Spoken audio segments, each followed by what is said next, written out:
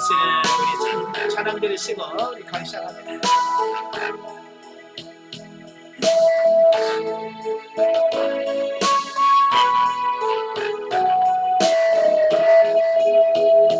빛이 없어도 환하게 다가오시는 주 예수 나의 당신이여 음성이 없어도 똑똑히 들려주시는 주 예수 나의 당신이여 주님이 계심으로 나는 있고 주님의 노래가 나므로 나는 걸을 수 있어요.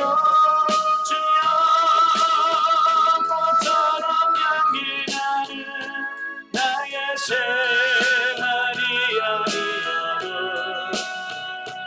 나는 당신이 들을 수밖에 없어요. 주 예수 나의 당신이여. 아멘. 기도하겠습니다. 은혜로우신 아버지 감사합니다. 오늘도 우리를 사랑하셔서 귀한 시간 허락하시고 마태복음의 말씀을 상고할 수 있도록 우리 주셔서 감사합니다. 오늘 17장의 말씀을 나누면서 이 장을 통해서 주어지는 하나님의 음성을 들을 수 있는 귀한 시간 되어지게 하옵소서. 시종을 주님께 맡겨오며 예수님의 이름으로 감사하며 기도합나이다. 아멘. 예, 이 시간에는 우리 마태복음 17장 같이 보도록 하겠습니다. 자, 마태복음 17장은 변화산 사건, 또 간질 들린 아이를 치유하는 사건, 그 다음에 두 번째로 예수님께서 순환당하실 사건, 또 그다음에 성전세 납부에 대한 이 네 가지 말씀이 나오는데요. 자, 1절부터 13절은 변화산에서의 예수의 변형 사건에 대해서 말씀을 합니다. 자, 우리 성경을 보겠습니다. 17장 1절부터 13절까지 같이 보죠.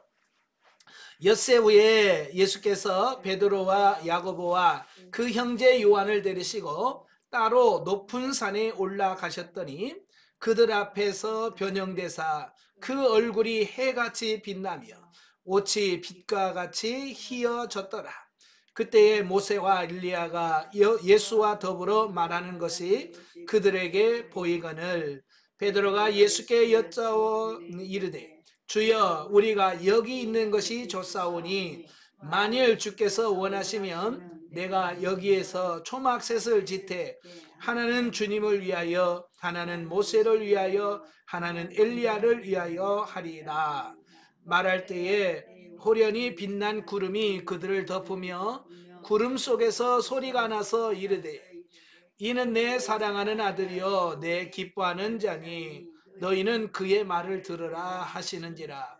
제자들이 듣고 엎드려 심히 두려워하니 예수께서 나와 그들에게 손을 대시며 이르시되 일어나라 두려워하지 말라 하시니 제자들이 눈을 들고 보매 오직 예수 외에는 아무도 보이지 아니하더라.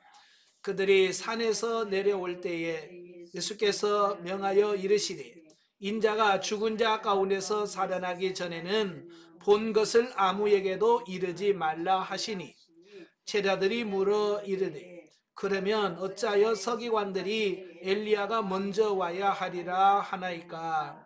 예수께서 대답하여 이르시되 엘리야가 과연 먼저 와서 모든 일을 회복하리니 내가 너희에게 말하노니 엘리야가 이미 왔으되 사람들이 알지 못하고 임의로 대우하였도다.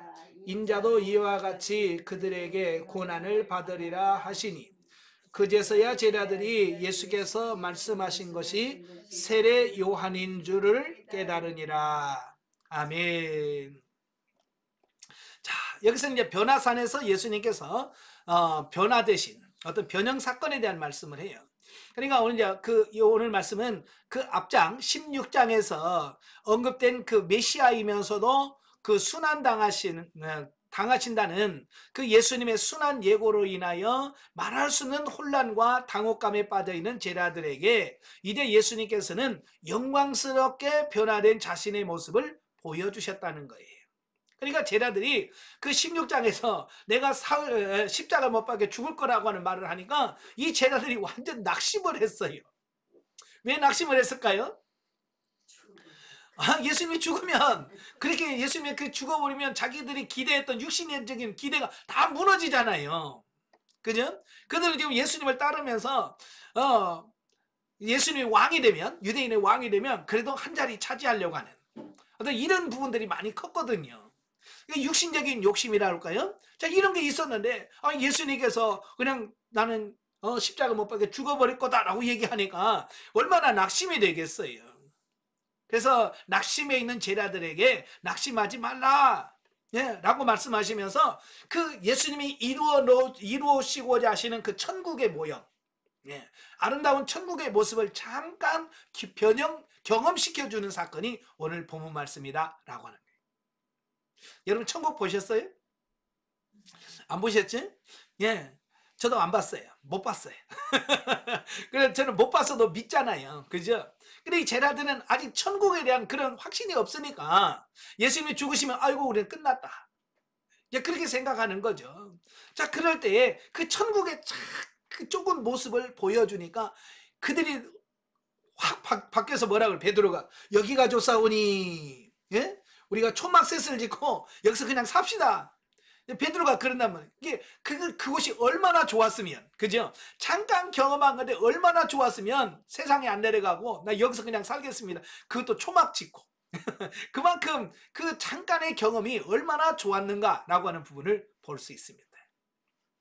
자, 이걸 보면서 여러분들 천국이 얼마나 좋은 것인가 라고 하는 부분을 생각하시면서 그 천국을 사모하시길 바랍니다. 아시겠죠? 천국이 얼마나 좋은지 지금까지 천국 갔다가 너무 심심해서 다시 왔다라고 하시는 분 내가 한 번도 본 적이 없어요. 여러분 혹시 만나보신 적 있어요? 그런 분들? 천국 가니 너무 심심해, 재미없어, 그래서 오신 분 계셔요, 안 계셔요? 한 번도 없어. 너무 좋으니까 안 와, 못 와. 자, 이 변화산 사건은 예수님의 메시아직에 대한 베드로의 신앙 고백과 예수님의 순환 예고가 있은 직후에 첫째는 당신의 메시아직의 확실성을 보여주려고 하는 거예요. 제자들에게 내가 메시아야, 그리스도야, 하나님이야 라고 하는 사실을 확실하게 제자들에게 알려주려고 하는 그런 의도가 있는 거예요. 그리고 두 번째로는 당신이 힘이 없으셔서가 아니라 죄인의 구원을 위하여 고난받으신다는 사실을 확증시키고자 보여주셨다. 그러니까 제자들이 내가 서기관들과 바리새인에 붙어 죽을 거라고 생각하니까 얘들은 예수님이 힘이 없으셔서 돌아가시는 걸로 오해를 한 거예요. 그러니까 예수님께서 내가 힘이 없어서 십자가를 지는 거 아니야 라고 하는 부분을 보여주려고 하는 거죠. 그러니까 예수님은 하나님의 아들이셔, 전지전능하신 분이야. 그럼에도 불구하고 우리를 구원하시기 위해서는 예수님이 십자가를 못 박혀 죽으셔야만 돼. 이게 하나님의 구속사예요. 오늘 우리도 마찬가지예요. 예수 안 믿는 사람들이 예수 믿는 사람을 아주 우습게 봅니다. 깔봐요. 왜 그럴까요? 이거 뭐라고 해도 욕도 안 하고 성질도 안 내고 그러거든요. 자, 그러니까 사람들이 힘이 없어서 그런 줄 아는데 아니요, 힘 없어서 그런 거 아니거든요. 그냥 어때요? 예수님처럼 힘이 있지만 내가 얼마든지 이길 수 있지만 그게 전부가 아니라는 거 알기 때문에 져주는 것 뿐이에요. 예수님은 마찬가지예요. 하나님의 구속사를 이루시기 위해서 자기가 십자가를 못 박혀 죽는 거지. 예수님이 나중에 붙잡힐 때 베드로가 칼을 뽑아가지고 제사장의 부하인 말고의 귀를 탁 잘랐잖아요. 예수님께서 그 말고의 귀를 고쳐주면서 뭐라고 그래? 야, 내가 12영도 되는 천군이 있다. 그 동원하면 이거 못 쓰겠냐. 그러나 그렇게 하면 아버지의 뜻이 어떻게 이루어지겠냐. 그러니까 예수님께서 힘이 없으셔서 붙잡힌 게 아니고 하나님의 뜻, 하나님의 그 구속사, 이게 성취되려면 예수님이 그렇게 잡혀서 죽어야 된다는 거예요. 근데 하나님의 뜻이기 때문에 그렇게 한다는 거죠. 오늘 여러분도 마찬가지예요. 내가 힘이 없어서 요거도 먹고 내가 힘이 없어서 매 맞고 그게 아니라 그 말이에요. 그래야 하나님의 뜻이 이루어지니까 그렇다라고 하는 거예요. 자, 한편 변화산에서 율법을 대표하는 모세와 선지자들을 대표하는 엘리야가 나타나는 것은 예수님께서 구약의 율법과 예언들을 성취시키려 오신 메시아라는 사실을 증거하기 위해서다.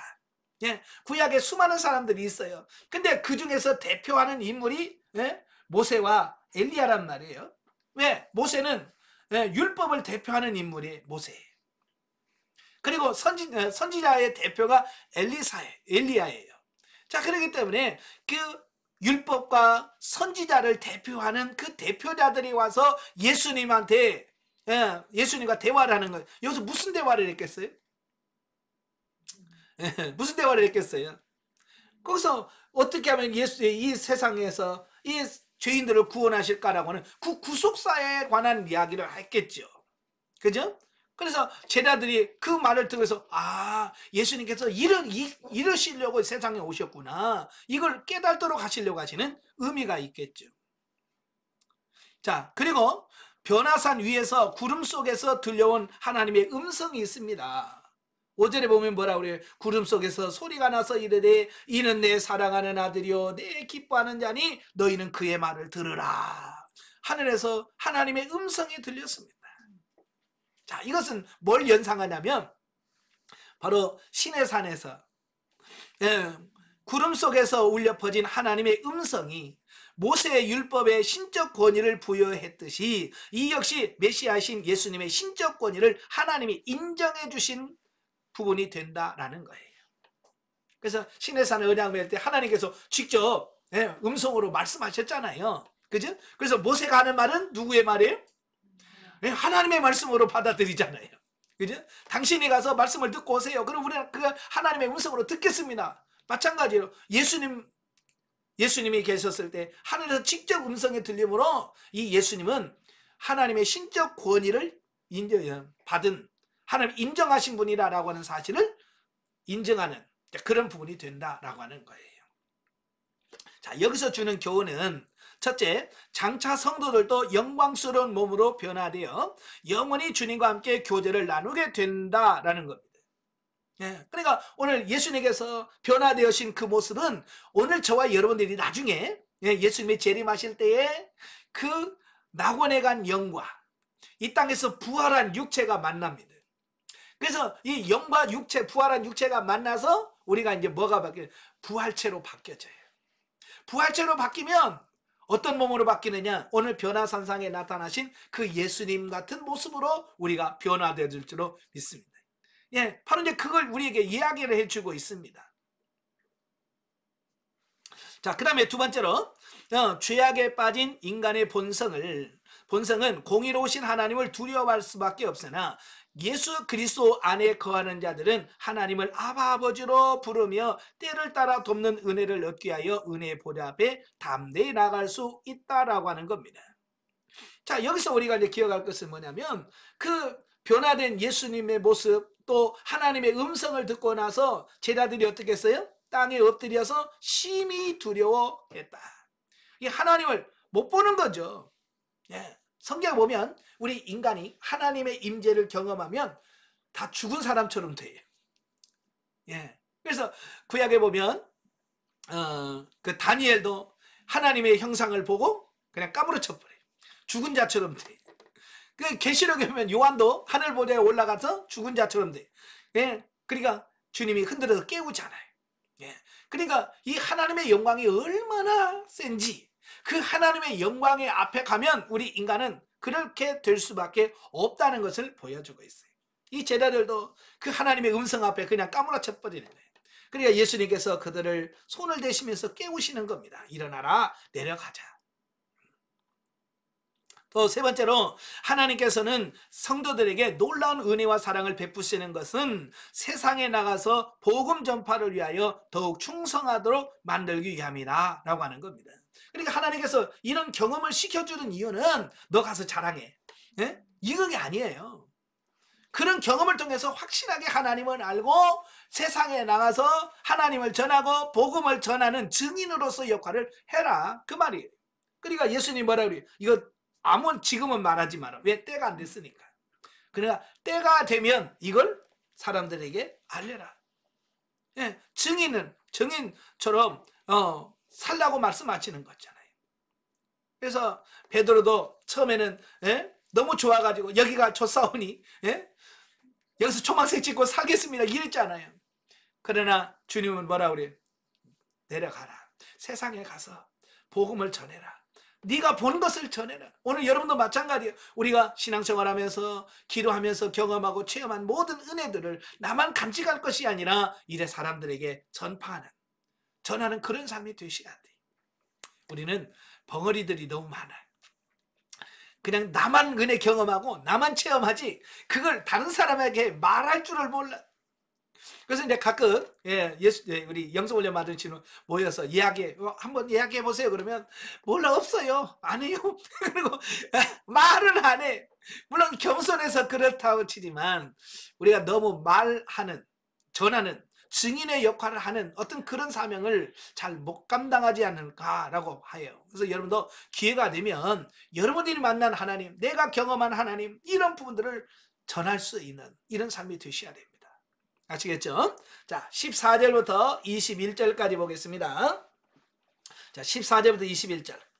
그들이 무리에게 이르매 한 사람이 예수께 와서 꿇어 엎드려 이르되 주여 내 아들을 불쌍히 여기소서.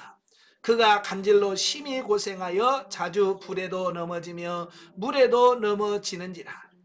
내가 주의 제자들에게 데리고 왔으나 능히 고치지 못하더이다.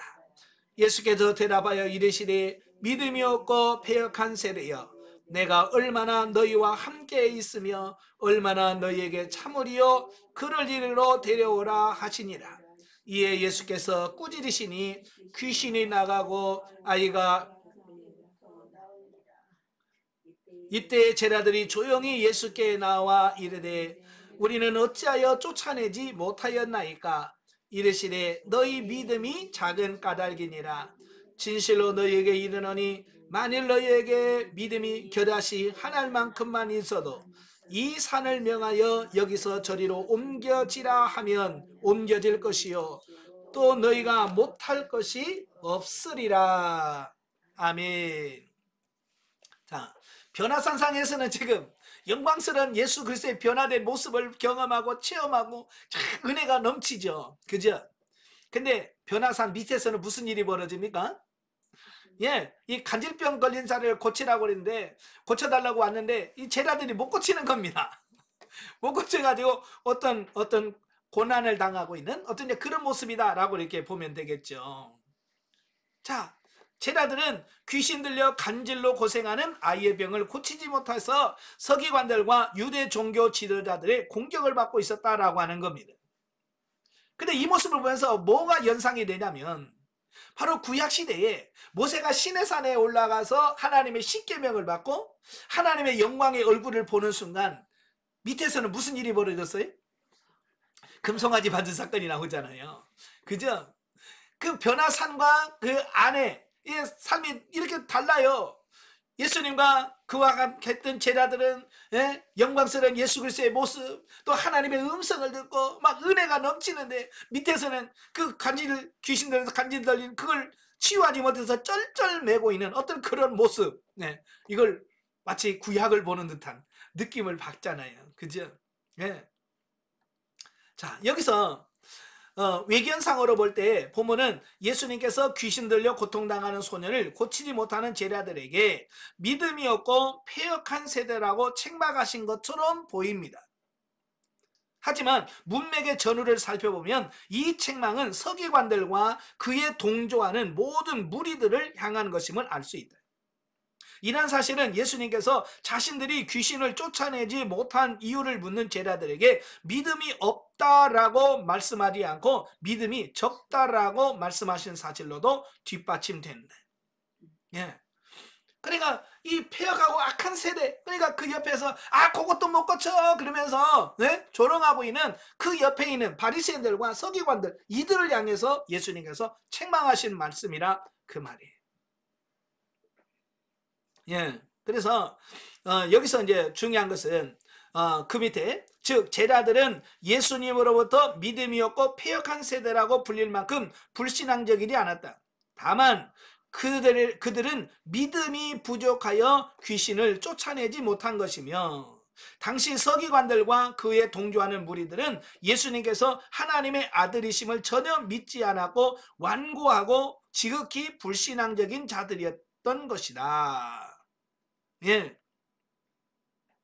자, 여기서 이제 중요한 게 뭐냐면 바로 예수님의 제자들이 왜 믿음이 적어졌을까라고 하는 부분이에요. 그죠? 예수님의 제자들은 원래부터 능력이 없었던 건 아니잖아요. 그죠? 마태복음 10장에 보면 예수님께서 그 제자들을 세우시고 제자들을 둘씩 짝을 지어서 내보내셔. 전도하러 내보내셔. 근데 1절에 보면 뭐라고 그러냐면 그에게 귀신을 쫓아내며 각종 질병을 고치시는 능력을 주시고 그들에게 전도하라고 보내셔. 그러니까 그때 이미 제자들은 귀신을 쫓아내는 능력 받았어요. 예. 병을 치유하는 능력을 그때 받았습니다. 그래서 그들이 나가서 사역하고 돌아와서 예수님한테 막 자랑하잖아요. 우리가 가니까 막 귀신이 떠나가더라고요. 막 병자가 났더라고요. 라고 예수님이 자랑을 막 했잖아요. 예. 근데 왜 지금 못할까라고 하는 부분이. 그죠? 왜 그때는 됐는데 지금은 안 돼. 가끔 만나면 많은 분들이 그래요. 아, 목사님 옛날에는요, 저도 막 은사가 잘 나타났거든요. 뭐 병자도 걷고요. 근데 지금은 안 돼요. 이런 분들이 많거든요. 자, 왜 그랬을까라고 하는 부분이에요.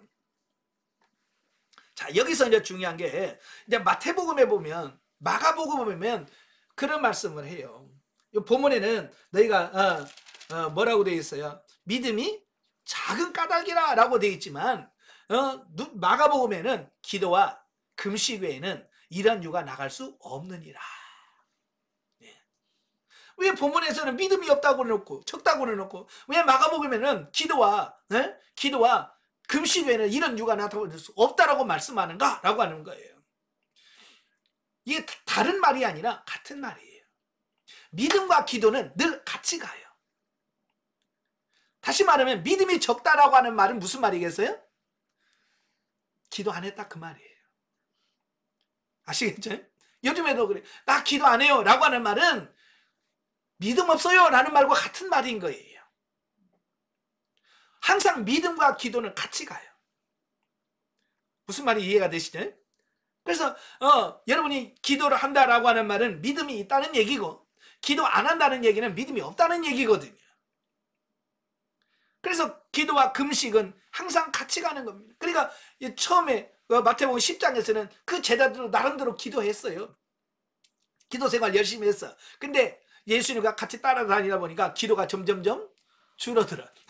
기도 시간이 줄어들고요. 네? 그러니까 예전에 주었던 그 능력이 점점 식어지는 겁니다. 그래서 옛날엔 됐는데 지금은 안 돼요. 그러니까 많은 분들이 옛날엔 됐는데 지금은 안 돼요 라고 말하는 이유는 뭐예요? 지금은 기도 생활 안 하고 있다는 얘기와 같은 얘기예요. 아시겠죠? 그래서 여러분들도 기도 생활을 쉬면 안 돼요. 기도 쉬면 안 돼요. 기도 쉬면 믿음도 식어지는 거예요. 아시겠죠? 그래서 기도 생활 계속해서 여러분의 믿음도 키워가는 그런 삶이 되셔야 될 줄로 합니다. 예. 그래서 본문에서 뭐라고 말씀합니까? 예수님께서는 본문을 통해서 믿음은 생명력과 무한한 가능성의 힘을 지닌다는 사실을 강조함으로써 진정 우리가 겪는 실패는 능력의 부족으로 말미암는다기보다는 참된 믿음의 결핍으로 말미암는다는 사실을 교훈해주고 있다. 예? 믿음이 없기 때문인데 믿음이 없는 이유는 결국 기도 안 해서 그래 라는 말과 같은 말인 거예요. 그래서 제가 상담하면서 기도 좀 하시죠. 그러면 그걸 못 받아들이는 분들이 많이 계셔요. 네. 예. 그래서 기도하셔야 돼 진짜. 기도하라는 말은 믿음이 적다는 얘기예요. 아시겠죠? 그래서 여러분도 기도해서 여러분의 믿음을 큰 믿음으로 소유할 수 있기를 바랍니다. 근데 그 믿음도 뭐 어마어마한 큰 믿음도 필요 없어. 예수님 뭐라고 그랬어요? 이 겨자씨만한 믿음만 있어도 이 산을 들어서 저리로 옮기라 그러면 옮긴다는 거야. 겨자씨 얼마나 큽니까? 겨자씨 하나가 여러분 머리통만 하죠? 전혀 그렇지 않습니다. 겨자씨는 얼마나 작은지. 자, 여러분 볼펜 있으면 보이도 안 해. 볼펜 있으면 여러분의 그 옆에다가 하나 점 한번 찍어 보세요. 고만합니다. 겨자씨가 고만해요. 볼펜으로 종이를 탁 찍어 놓으면 점 하나 찍으면 그만해요. 얼마나 작아요. 자, 우리는 그래서 작은 걸 얘기할 때 코딱지만하다라는 표현을 쓰잖아요. 뭐 코딱지만하네 눈곱만큼이란 말을 쓰는데 이 겨자씨는 눈곱보다도 더 적어요. 코딱지보다 훨씬 더 적습니다. 그래서 유대인들은 그 작은 걸 이야기할 때 겨자씨만하다라는 표현을 씁니다. 그러니까 아주 작은 걸 얘기할 때 겨자씨만한데 이 겨자씨만한, 그러니까 제자들은 지금 그 볼똥말똥하는 그 겨자씨만한 믿음도 없다는 얘기예요. 이 제자들이. 그러니까 그 병을 못 고치는 거예요. 그러니까 그만큼도 기도 안 하고 있다는 얘기죠. 오늘 여러분 기도의 힘을 다시 한번 내시길 바라요. 기도하셔야 됩니다. 예, 기도하셔야 승리할 수 있습니다. 여기서 주는 교훈은 첫째, 하나님의 도우심을 의존하지 않고 스스로의 노력으로 영적 문제를 해결하려고 하는 그 어떤 시도도 실패할 수밖에 없다라고 하는 겁니다. 그러니까 자기 자신의 힘으로는 이해 안 돼요. 내 능력으로 뭘 고치겠습니까? 아무것도 안 돼요. 제자들도 자기 힘으로 안 돼요. 그래서 기도해서 하나님의 능력, 성령의 능력을 덧입어야만 우리가 승리할 수 있다. 이걸 얘기하고 있는 거예요. 그 다음에 두 번째로, 믿는 자에게는 능치 못할 일이 없다 그랬어요. 할 수 있거든요. 무슨 말이냐? 믿는 자에게는 능치 못함이 없다. 겨자씨만한 믿음만 있어도 이런 능력이 나타납니다. 예? 우리는 그게 안 나타난다는 얘기는 결국 무슨 얘기예요? 우리는 겨자씨만한 믿음도 없다는 얘기예요. 예? 겨우 눈에 보일까 말까는 믿음 그만큼도 없다는 얘기예요. 우리는. 아시겠죠? 그래서 여러분 믿음 달라고 기도하십시오. 아시겠죠? 자, 세 번째 단락은 22절, 23절입니다. 자, 22, 23절 같이 읽겠습니다. 갈릴리에 모일 때에 예수께서 제자들에게 이르시되 인자가 장차 사람들의 손에 넘겨져 죽임을 당하고 제3일에 살아나리라 하시니 제자들이 매우 근심하더라. 아멘. 자, 16장에 이어서 17장에 다시 예수님께서 자기 자신이 죽임을 당하게 될 것을 이야기하고 3일 만에 부활하실 것에 대해서 예고하십니다. 두 번째 하신 거예요. 자, 이미 16장 23절에서 베드로가 당한 바 있는 예수님의 모든 책망을 기억하고, 두 번째로는 예수님한테 아무 말도 안 해요. 그죠? 예전에 16장에서는 그리하지 마옵소서 막 그랬잖아요. 근데 사탄아 내 뒤로 물러가라 그 말 듣고는 그 말했다가 또 예수님한테 혼날까봐 아무 말도 안 해요. 예. 자, 그럼에도 불구하고 뭐요? 불만은 제기하지 않는데 속으로는 근심하고 불안해하는 겁니다. 예. 즉 지상의 메시아 왕국을 기대하고 있던 제자들로서는 예수님의 죽음과 부활로 말미암아 세워질 영원한 하나님의 나라에 대하여 도무지 깨달을 수 없었던 것이다. 그러니까 제자들도 눈에 보이지 않는 이 하나님의 나라, 이 부분에 대해서 아직 믿어지지가 않는 거예요. 영적인 세계에는 이게 아직 볼 수 있는 눈이 없어요. 그러니까 염려하고 근심할 수밖에 없는 거죠. 여러분도 마찬가지예요. 영원한 하나님의 나라가 믿어져지고 그 하나님의 나라가 보여지면 우리는 근심 걱정할 필요 없잖아요. 염려 안 하지 않잖아요. 그죠? 우리가 나이가 들어가면 염려하고 근심해요. 그죠? 저도 이제 저 친구들 만나면 친구들끼리 하는 얘기가 이제 언제 죽냐니 그 얘기예요. 벌써. 옛날에는 우리가 죽음하고는 관계없는 것처럼 얘기하는데 이제는 이제 서서히 가까워짐을 보게 돼요. 예. 근데 예수 안 믿는 친구들은 불안해해요. 왜? 하나님 천국에 대한 이런 부분들, 보이지 않는 세계에 대한 확신이 없기 때문에 그런 거예요. 근데 친구들 가운데서도 예수 믿는 친구들이 있거든요. 믿음은 그렇게 크지 않는데도 그들은 천국에 대한 확신이 있으니까 죽음에 대해서 우리는 걱정 안 해. 이렇게 당당하게 말하는 이 모습을 본다 그 말이에요. 예. 그래서 야 이거 그래도 예수 믿는 사람하고 안 믿는 사람은 차이가 있구나. 예. 자기는 스스로가 나이롱이라고 그래 나한테. 아이 목사님 하면서 우리 나이롱이지. 그런데 그러면서도 예? 듣고 이런 게 있기 때문에 그들은 예, 그 천국에 대한 소망이 있기 때문에 죽음을 그렇게 두려워하지 않는 거죠. 제자들도 마찬가지예요. 이 영적인 예수님이 가서야만 이루신다는 그 하나님의 나라, 그게 믿어진다면 아무 걱정 없겠죠. 예. 근데 그게 안 믿어지니까 염려하고 근심하는 겁니다.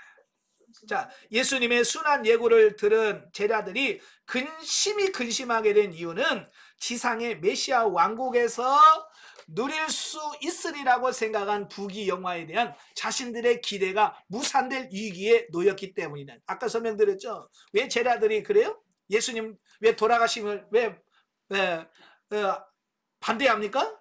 예, 그런 지상 낙원을 꿈꿨거든요. 지상에서 부귀 영화를 꿈꾸고 출세 성공을 꿈을 꿨거든요. 근데 예수님이 죽어버리면 끝나는 거 아니에요. 그죠? 요즘에도 정치권에서 그러잖아요. 내가 누구를 막 밀어. 예, 대통령으로 밀어. 예? 왜요? 그 대통령이 되면 한 자리 차지하려고 하는 거잖아요. 그죠? 근데 내가 밀고 있는 사람이 대통령이 될 것 같지 않으면 어떻게 해요? 예, 관두죠. 나 될 만한 사람 볼래. 이렇게 옮겨가는 것처럼 이 제자들도 마찬가지예요. 예수님이 왕 될 거라고, 이스라엘 왕 될 거라고 생각하고, 왕 되면 한 자리 차지할 거라고 생각하면서 열심히 예수님을 따라다녔는데, 예수님이 그냥 죽어버린다고. 그럼 뭐야? 자, 그래서 그들은 그것 때문에, 예, 그들이 실망을 하고 낙심하는 거지. 다른 거 없어요. 오늘 우리도 제발 육신의 기대를 갖고 하지 않기를 바래요. 아시겠죠? 예. 육신의 기대로 신앙생활을 하지 않기를 바래요.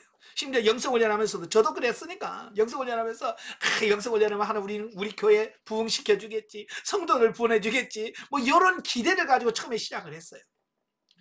그래서 하나님께서 그걸 기대를 깨시는데요, 놀랍게 깨셔요. 제가 성장해서 이제 좀 교회 부흥되려나 그러면 성도가 이사가 이사를 와도 시원찮은 판인데 이사를 가. 그래서 왜 자꾸 내가 기대하는 거 좀 반대로 가지? 예, 육신적인 게 아니라는 걸 가르쳐 주려고 하는 거예요. 그러니까 이 제자들은 갈수록 예수님 막 능력이 나타나고 그러니까 기대가 막 커진 거예요. 예수님이 왕만 돼봐라. 이제 우리도 이제 한 자리 한다. 뭐 성공을 꿈꾸고 있을 때마다 예수님께서 나 죽는다.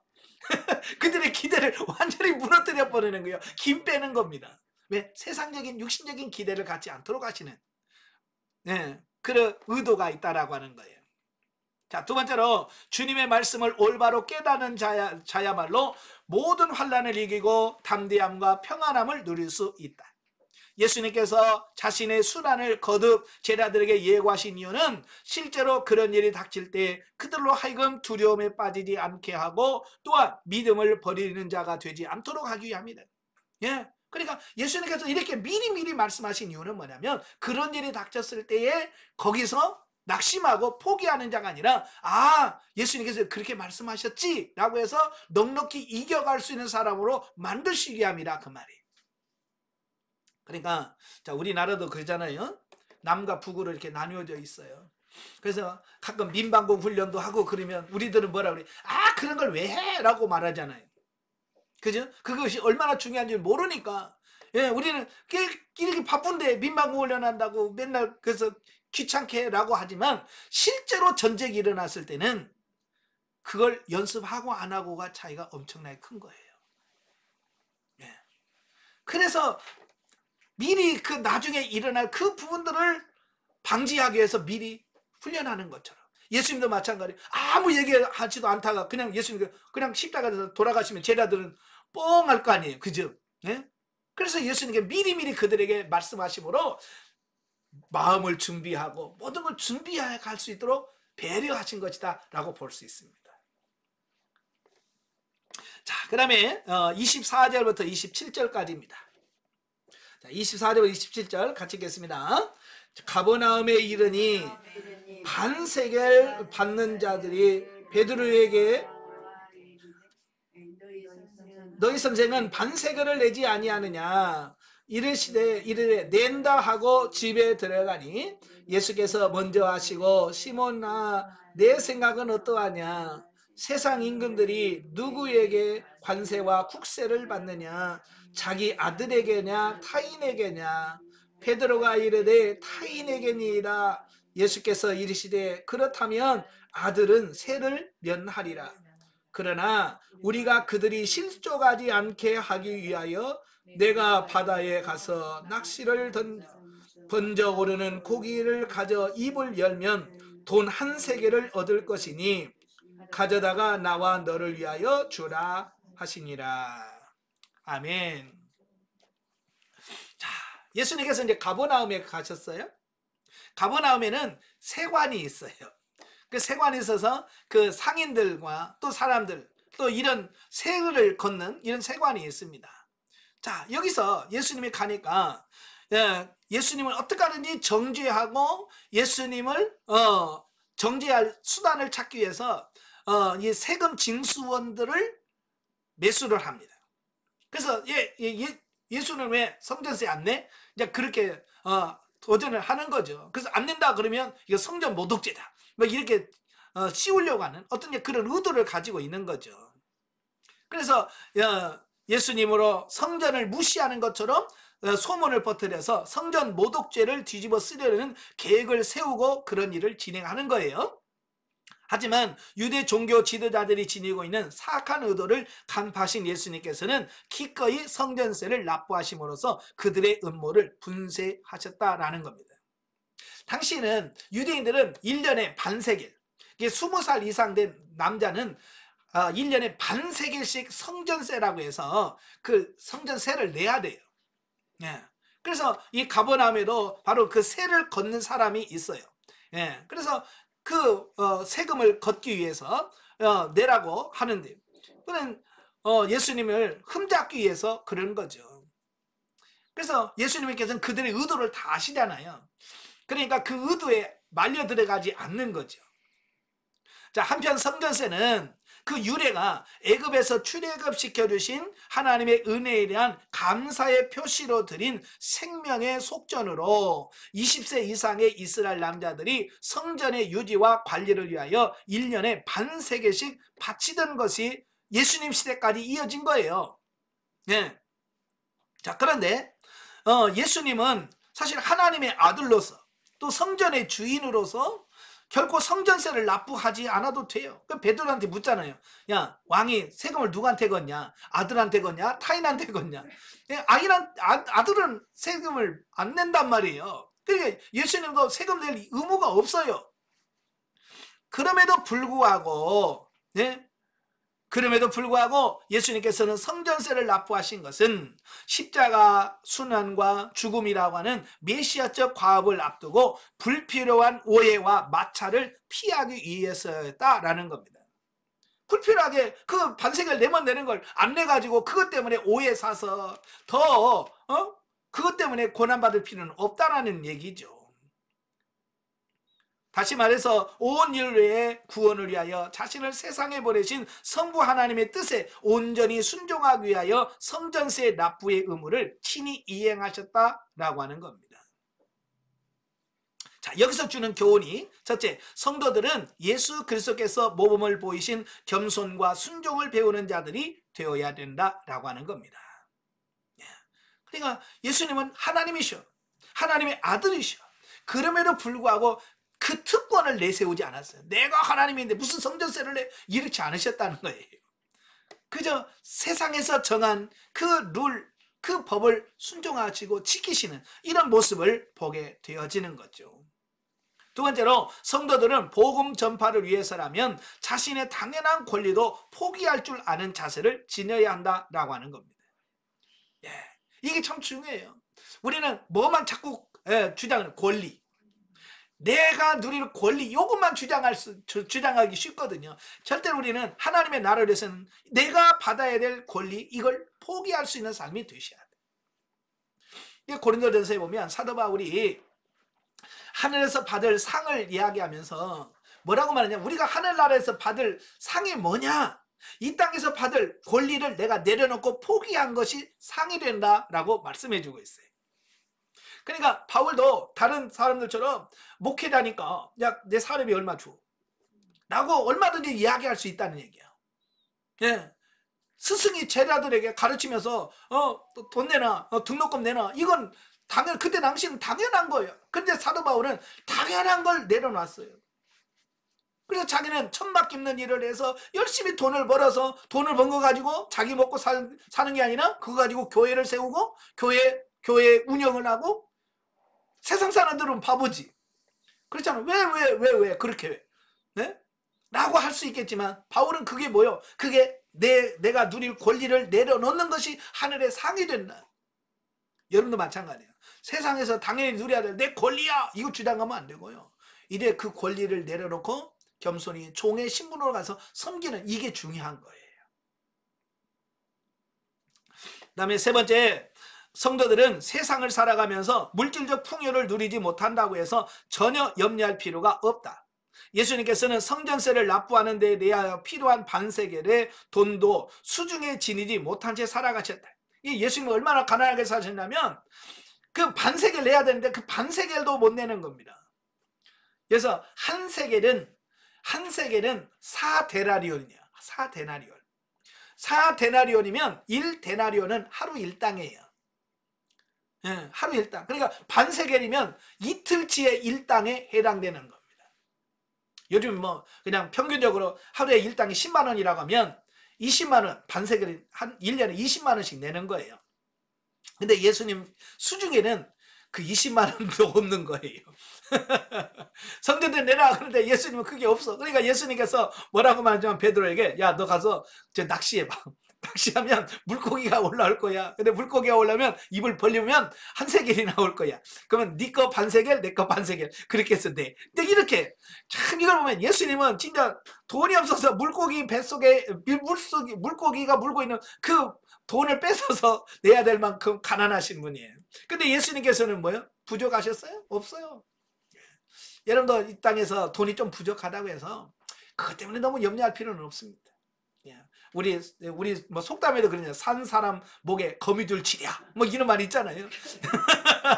절대 하나님 우리 굶겨 죽게 하지 않으셔요. 그러니까 굶어 죽을까 봐 염려하지 마세요. 그냥 하나님 의지하시고요, 믿고 열심히 심고 거두시다 보면 하나님께서 풍성하게 채워주시는 하나님의 은혜가 있습니다. 자, 영적이 뭐죠? 14절부터 23절에 보면 제자들의 믿음 없음을 책망하는 말씀이 나오는데, 여기서 우리는 영적인 믿음에 대하여 깊이 상고할 수 있어야 된다. 우리는 믿음을 육신적으로 확신하는 것으로 생각할 수 있다. 보통 믿음이 뭐냐? 확신, 할 수 있어, 돼 라고는 어떤 이런 쪽에다가 우리는 초점을 맞추기 쉬워요. 그래서 자칫 지금 우리나라가, 제가 우리 한국교회 믿음, 성도들의 믿음이 진짜 믿음이 아니라 신념이라고 제가 말씀 많이 하잖아요. 그죠? 신념은 뭐냐면 내 안에서 나오는 거예요. 하나님이 주신 것이 아니라 내 안에서 그냥 할 수 있어, 나는 하면 돼 라고 하는, 이런 할 수 있다, 하면 된다라고 하는 어떤 그런 사고 방식이 신념이에요. 그건 믿음이 아니에요. 이건 신념인 거예요. 이건 그 신념은 아무리 강해도 그거 신념으로 구원 못 받습니다. 그래서 확신의 근원이 나 중심인지 기록된 하나님의 말씀을 믿는 것인지 이거 분별할 수 있어야 돼. 우리는 내 자신에서 나온 이 확신을, 신념을 믿음으로 착각하는 이유가 많아요. 그죠? 그래서 하나님이 내가 널 질병을 고쳐줄게 라고 말씀도 안 했는데 내가 먼저 확신을 가져. 하나님 고쳐줄 줄로 믿습니다. 하나님 말씀도 안 했는데. 그래서 병을 키우는 사람이 얼마나 많은지 몰라요. 옛날 내가 그랬으니까. 옛날 제가 그랬어요. 하나님께서 내가 너를 치유할게라는 말씀이 먼저 있어야 돼. 그 하나님의 약속의 말씀을 믿고 기도할 때 치유가 나타나는 거지. 하나님은 아무 말씀도 안 했는데 내가 믿습니다, 고칠 줄로 믿습니다, 이거 신념이라니까요. 그 치유가 안 됩니다. 그 신념을 가지고 나중에 뭐라고 그래? 아이, 하나님 믿어도 소용없어 이런단 말이에요. 잘못된 믿음은 의미가 없어요. 진짜 믿음인지 신념인지 분별할 수 있어야 됩니다. 자, 마지막 결론으로 계시 발전자들 성경 연구를 보죠. 자, 오늘은 이 장에서는 세 또는 세금이라고 하는 부분을 같이 보도록 하겠습니다. 야, 세금, 세 좋아하시는 분 계셔요? 예, 나라에서 세금 많이 내라면 너무 행복해. 나 세금 많이 내라고 그래. 이런 분 계셔요, 안 계셔요? 제가 이 세상에 사는 사람 중 한 분도 그런 분은 없어요. 세금 때문에 열받는다고, 예? 그런 사람은 많이 나는데, 예? 세금 때문에 좋아하는 사람은 없어요. 뭐, 저도 역시 세금이 그렇게 좋아하지는 않아요. 하지만 이 세상에는 세금을 내야만 세상이 운영하고 돌아갈 수밖에 없어요. 자, 보시면, 자, 세금이 뭐냐? 세금은 국가가 국가 운영에 필요한 경비를 마련할 목적으로 정해진 법에 따라 국민으로부터 거두는 돈을 세금이라고 그래요.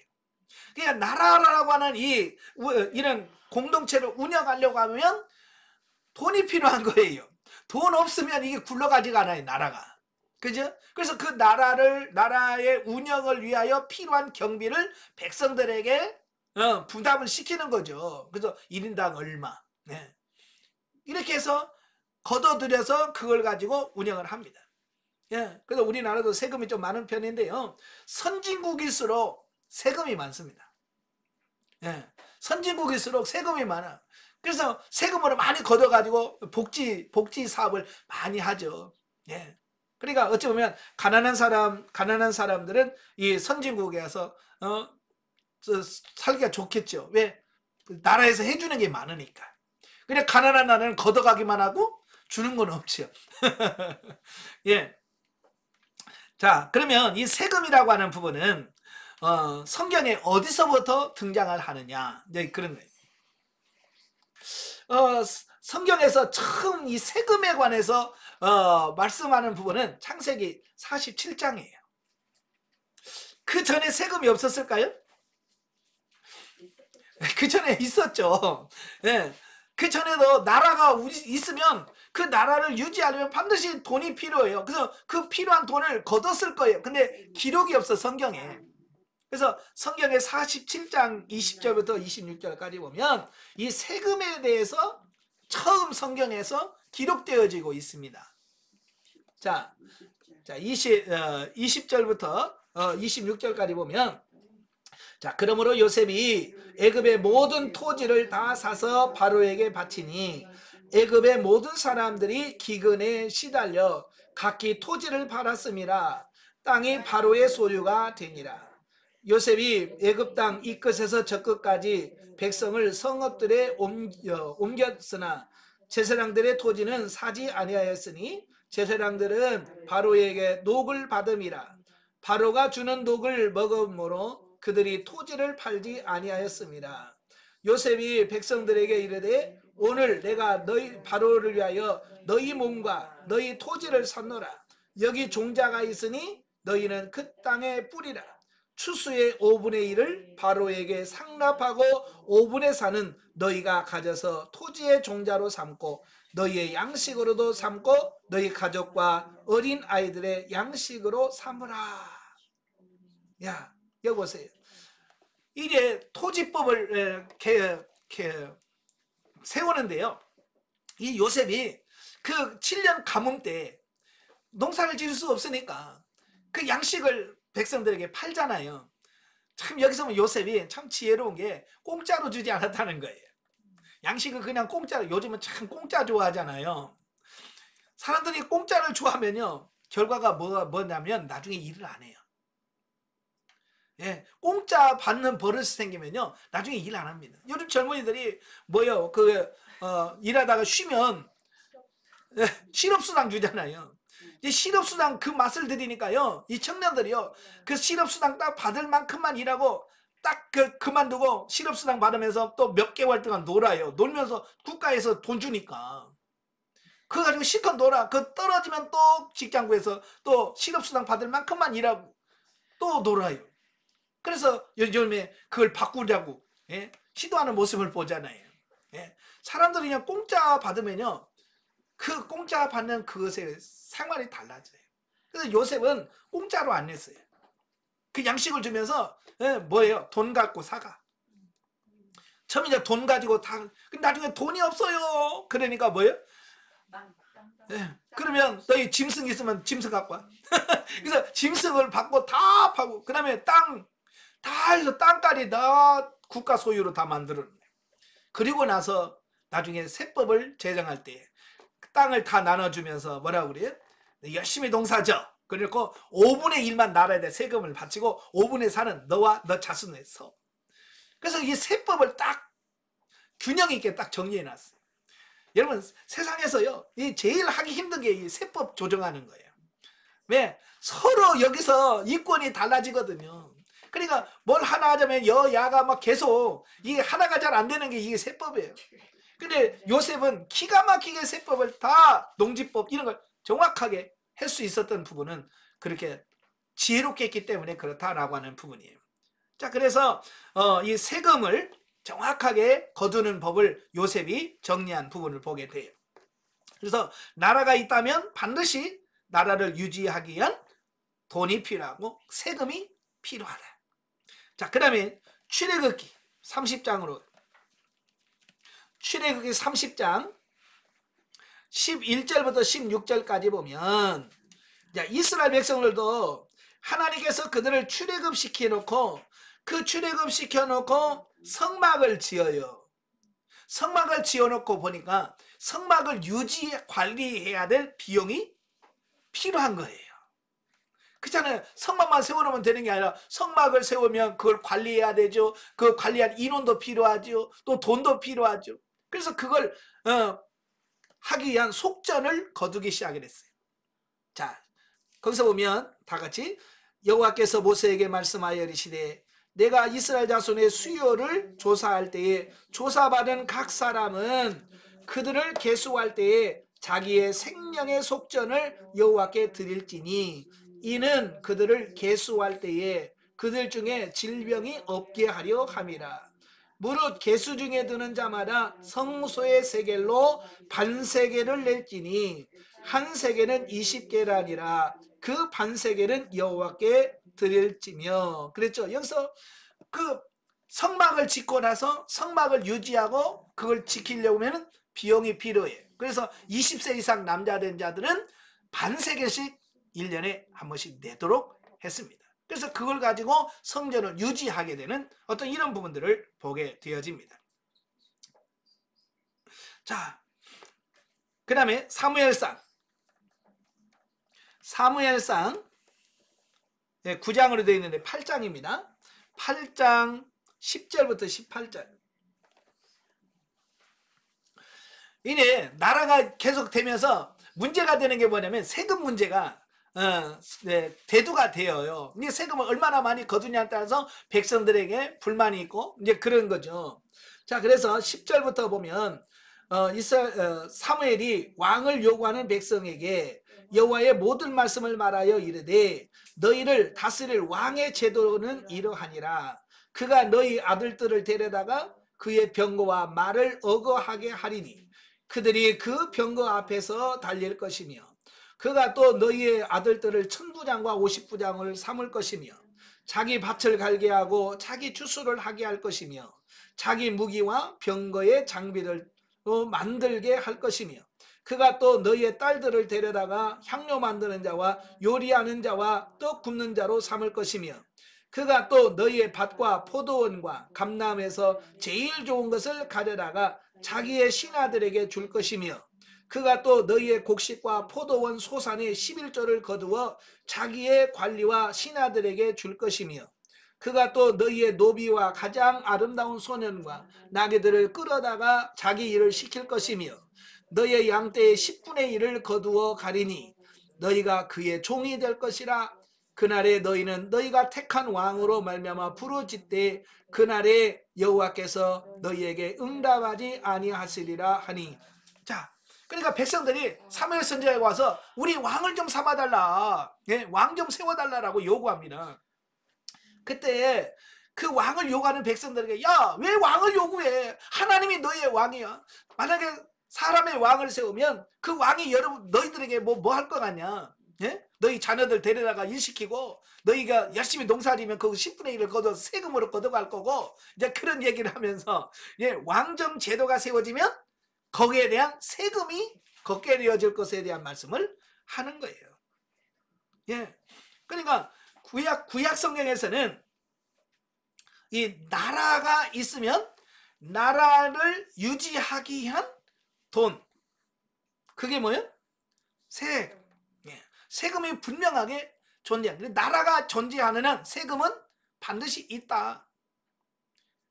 예. 그리고 열왕기상 12장에 보시면 이래 세금으로 인한 갈등이 등장을 하게 돼요.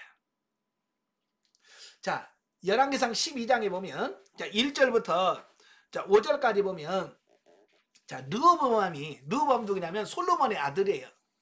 이제 솔로몬이 죽고 나서 그 솔로몬의 아들 르호보암이 이제 왕이 되기 위해서 그 세겜에 가서 왕으로 기름 붓고 이제 왕이 되려고 하는 대관식을 하려고 합니다.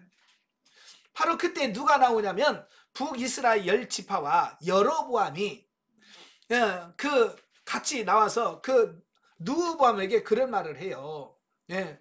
뭐라고 말하냐면 4절 보면 다 같이 왕의 아버지가 우리의 멍에를 무겁게 하였으나 왕은 이제 왕의 아버지가 우리에게 시킨 고역과 매운 무거운 멍에를 가볍게 하소서. 그리하시면 우리가 왕을 섬기겠나이다. 자, 여기서 솔로몬 왕이 왕노를 하면서 얼마나 많은 세금을 거뒀는지 백성들에게 세금에 대한 불만, 불평이 생긴 거예요. 솔로몬 시대 때는 정말 돈 많다고만 생각하잖아요. 그죠? 그래서 은을 보기를 길가에 굴러다니는 돌멩이처럼 흔하게 여겼다 할 만큼 돈이 많은 세상이에요. 근데 솔로몬이 그렇게 돈을 많이 거두려면 뭘 해야 돼요? 그쵸? 당연히 왕이 뭐 농사를 져서 했겠어요? 뭘 했겠어요? 세금을 많이 거두니까 부자가 될 수밖에 없는 거죠. 그러니까 백성들은 거기에 대한 불만이 있는 거예요. 뿐만 아니라 이 솔로몬은 여러 왕궁도 지었지, 또 무기고도 짓지, 막 이런 공사들을 많이 하니까 공사하려면 뭐가 필요해? 또 돈 필요하지. 또 사람들 필요해. 그러니까 막 사람들 불러서 이 동네 사람 다 와. 몇 살부터 나와. 그래서 부역시켜. 옛날에 부역이란 말 아세요? 그렇죠. 옛날 새마을 운동할 때 제가 어렸을 때 옛날 전에 어렸을 때는 동네에서 이장이 징을 쳤어요. 징을 찡찡 치면 동네에서 꽃갱이 하나씩 메고 삽 하나 메고 쭉 나가요. 그럼 뭐하냐? 도로 이렇게 공사하고 옛날에는 그랬어요. 제 어렸을 때 기억이 그거 나요. 예, 저희 집에는 저희 아버지가 일찍 돌아가셔가지고 징을 치면 남자가 나가야 되는데 저희 어머니가 계시고 없잖아요. 남자가. 저희 형님들은 다 나가고. 그럼 제가 초등학교 때 그 꽹이 들고 제 가요. 네, 집에서 한 명씩 나가야 되니까. 그 어른들은 왜 네가 나왔어? 없어요? 그러면 어른들이 그래, 가! 너 그냥 가! 그러면 나갔다 그냥 오기도 하고. 그냥 너 막걸리 받아와라. 그러면 막걸리나 받아다 주고. 네, 제가 어릴 때 그런 기억이 나요. 네, 부역이라고 하는 건 월급 없어. 일당도 없어. 그냥 가서 일해 주는 거예요. 이건 옛날에 부역이라고 그랬어요. 예, 뭐 도로하고요. 나무 캐러 다니고 옛날 많이 했어요. 부역. 예. 그러니까 백성들 그게 싫은 거예요. 그러니까 그런 고민이 있어. 그래서 이 르호보암 왕한테 당신 아버지가 너무 많이 시켰다. 좀 그 세금 좀 깎아주고 부역 좀 줄여주면 좋겠다. 그러면 우리가 왕으로 섬기겠다라고 표현을 합니다. 그러니까 이 세금은 어제 오늘만의 문제가 아니고 이 나라가 존재하는 동안은 계속해서 세금의 갈등은 존재한다. 예. 그래서 르호보암이 그 말을 들었으면 좋겠습니다만은 그 말을 안 들어요. 그래서 이스라엘이 남과 북으로 쫙 쪼개지는 그런 계기가 바로 세금 문제가 있다는 거예요. 예. 그만큼 세금은 백성들의 삶에서 굉장히 예민한 문제다라고 하는 부분입니다. 자, 구약에서는 그래요. 구약에서는 이 세금, 자, 구약에서 계시반전 오늘 세 또는 세금 할 수 있는데 구약에서는 나라의 국가 또 성전 유지를 위한 세예요. 주로. 그죠? 국가나 성전을 유지하려면 반드시 돈이 필요하니까 그 유지하기 위한 세금에 대한 이야기가 주로 이루고 있습니다. 자, 그게 이제 신약시대로 넘어오게 되면, 신약시대로 넘어가면, 자, 오늘 본문 말씀입니다. 17장. 마태복음 17장.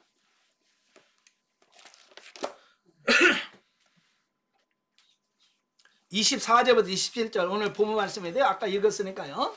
자, 여기서 예수님 당시 때까지도 계속해서 그 세금을 내던 그 출애굽에서부터 내던 그 세가 예수님 당시 때까지 유지되어지고 왔다는 거예요.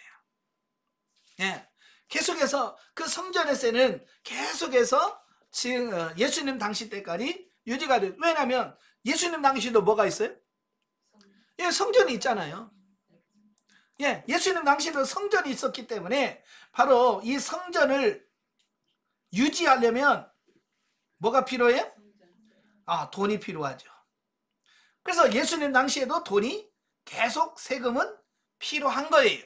그래서 반세겔이라고 하는 세금을 냈어요. 예.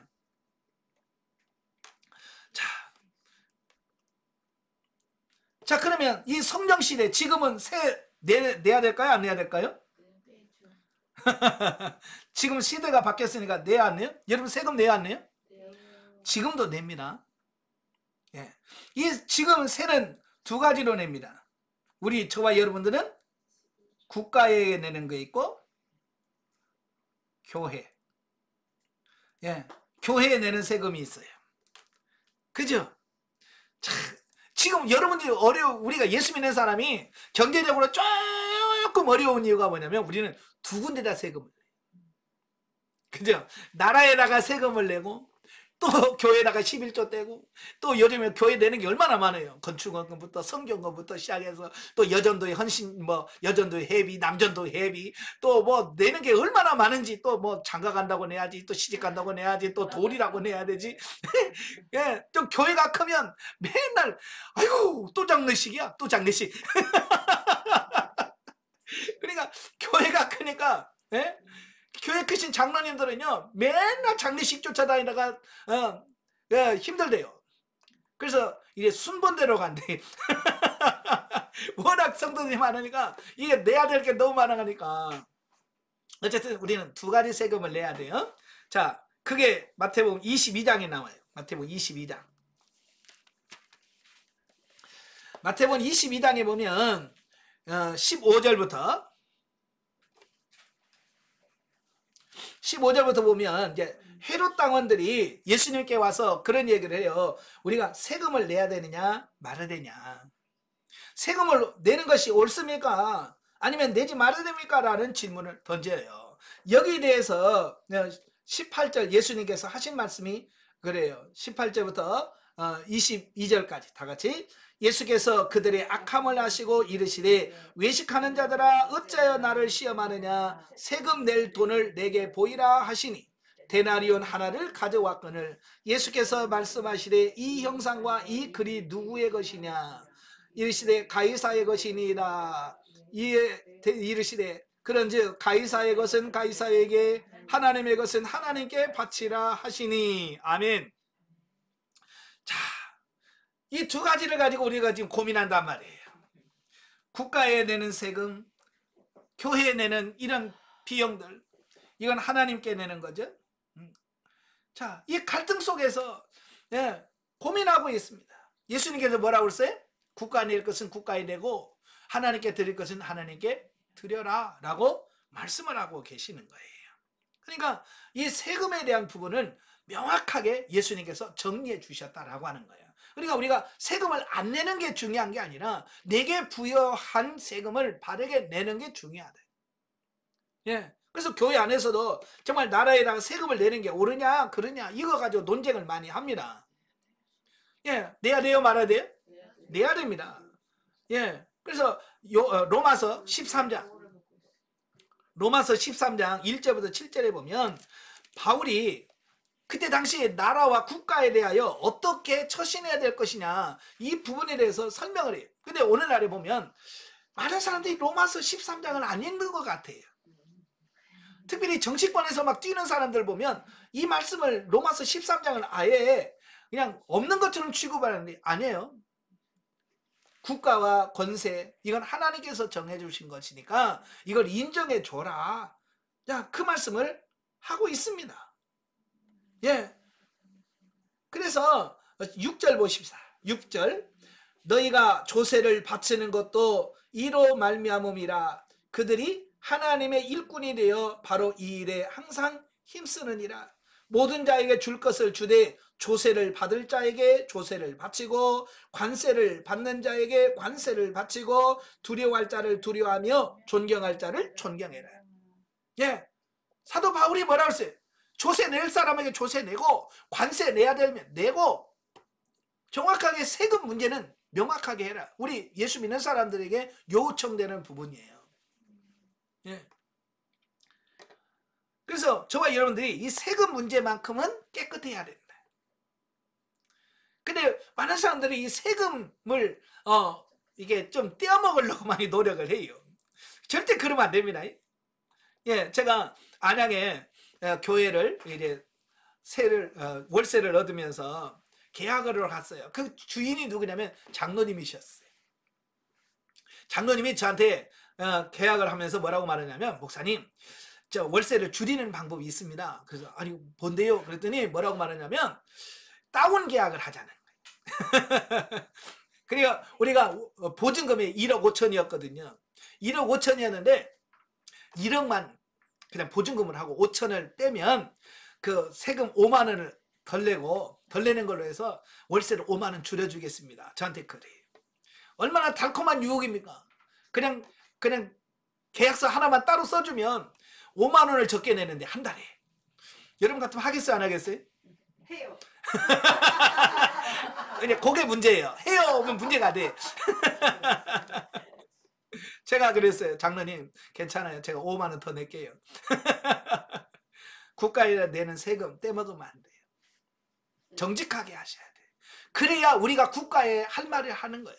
근데 요즘 교회가 세금을 하도 떼먹으니까, 예? 내야 될 걸 안 내고 하니까 국가에다가 우리가 말을 못하는 거예요. 여러분도 국가에 대한 여러분이 해야 될 의무와 책임 잘 하시길 바래요. 아시겠죠? 그게 오늘날 믿는 저와 여러분들이 주님 앞에 가는 날까지 이 세금 문제에서 정직하시고 깨끗해야 돼요. 재산이 많아야 세금도 많이. 예, 그래서 재산 없으니까 세금 안 내는 것도 감사하세요. 예. 근데 제가 엊그저께 저도 목사인데 잠깐 제가 실수한 게 뭐냐면 이게 필름 공사의 강대상에 제가 자려고 온도를 조절하는 필름을 깔았거든요. 근데 온도계가 고장이 났어요. 가지고 이게 조금 1단에 놓으면 좀 열이 조금 올라가야 되는데 고장 나가지고 계속 뜨거워. 계속 뜨거워요. 조절이 안 돼. 그래서 그걸 고치려고 수리를 하려고 가서 가게에 갔어요. 가게 가서 이거 얼마요? 그랬더니 22,000원이요. 그래서 카드요? 그랬더니 24,400원입니다. 그래서 아니 왜요? 갑자기 왜 올라가요? 그랬더니 카드로 하면 10% 가산세가 붙는다는 거야. 현장으로 하면 2,200원이 줄고 그 순간에 2,200원이 아까운데 그럼 현찰로 줄게요. 그리고 2,200원 때문에 제가 현찰을 주고 왔어요. 근데 오면서 이건 뭐예요? 그 사람 탈세하는데 제가 도와준 꼴이 되잖아요. 그죠? 세금으로 나간대요. 그렇죠. 그게 다 부가세 이런 게 다 세금. 근데 그 세금을 덜 내기 위해서 그 사람 현찰로 받는 거거든요. 세금 떼먹으려고. 세금 안 낸다. 오면서 얼굴이 화끈화끈해지는 거예요. 내가 괜히 죄졌구나. 내가 죄 지면서 다른 사람 죄 짓는데 내가 동조했구나. 우리는 알게 모르게 그렇게 되는 경우가 많아요. 우리는 그렇게 하지 않기를 바라요. 자, 적용 보십시다. 믿음의 사람들은 국가나 교회에 대한 의무를 다해야 된다. 아시겠죠? 자, 탈세나 불법을 행하지 말고 정직하게 바르게 살아야 세상에 빛이 될 수 있다. 예, 세상에서는 똑똑한 사람들은 어떡하지 머리 써가지고 세금 줄이고 안 내고 이게 다라고 생각하는데 우리는 그러면 안 됩니다. 국가에 대한 의무, 교회에 대한 의무 이걸 다 하시는 성도가 되어야 됩니다. 아멘. 예, 기도하겠습니다. 은혜로우신 아버지 감사합니다. 오늘 본문 말씀을 통해서 우리가 국가나 또 또 하나님의 나라에 어떻게 행할 것인가를 깨닫게 하셔서 감사합니다. 아버지 하나님, 물질의 욕심 때문에 혹시라도 범죄하지 않도록 우리를 지켜주옵시고 하나님 앞에 바르고 정직하게 살아갈 수 있는 저희들이 다 될 수 있도록 도와주시옵소서. 예수님의 이름으로 감사하며 기도합나이다. 아멘. 하나님께 드립니다.